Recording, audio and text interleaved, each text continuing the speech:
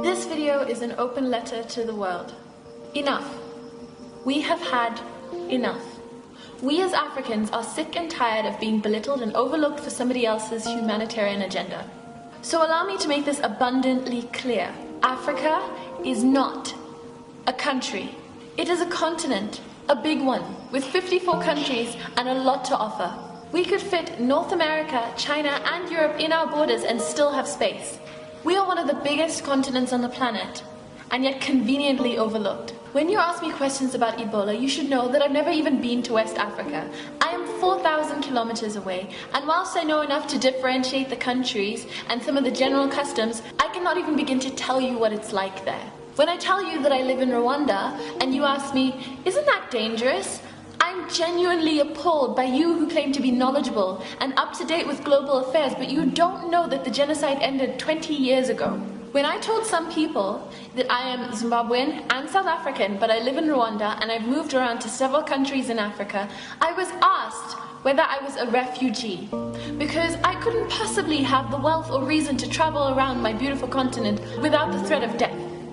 I refuse to stand any longer and let people tell me about the country Africa where I'm from, where we are too poor to function, our government singular is corrupt, and we have no idea what we're doing.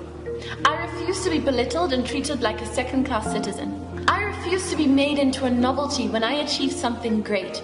You know, you all think that the way that you put Lupita Nyong'o on a pedestal and nearly worshipped her is amazing. Like it's the highest honor or accomplishment for an African. Don't get me wrong, we are very proud of her because when one of us achieves something great, we celebrate as communities.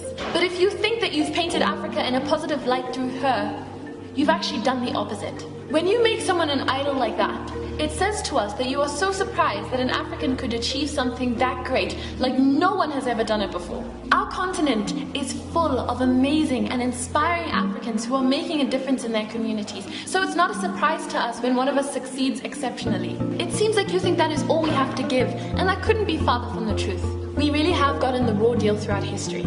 We've been looked down upon, colonized, our resources have been stolen, we've been segregated, subjected to violence, institutionalized racism. We as Africans have accomplished so much. Nelson Mandela, Desmond Tutu, Paul Kagame, Wole Soyinka, Wangari Maathai, Strive Masiyiwa, Chimamanda Adichie, just to name a few.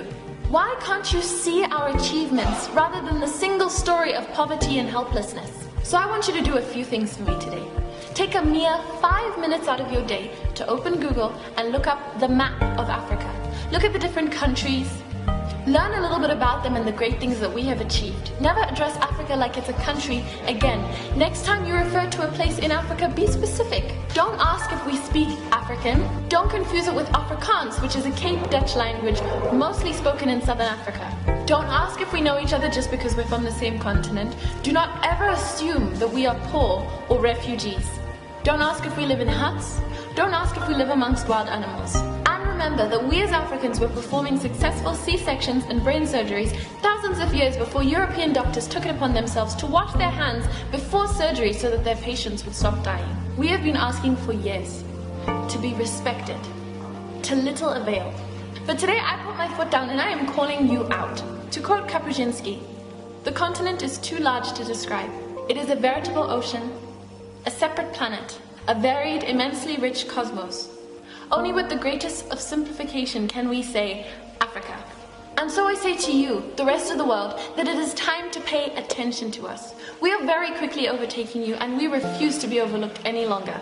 From Iwani Mawacha. If you want to know more about the points that I've raised in this letter, please follow the link down below. I will also be posting it to my Tumblr page from where you can reblog and share to other people. Thank you for watching this video. Please subscribe to my channel, follow my links down below, share, like, and comment. I would love to hear your thoughts. My name is Iwani Mawacha and this is Pepper and Soul, my YouTube channel. And I will see you next time I post a video.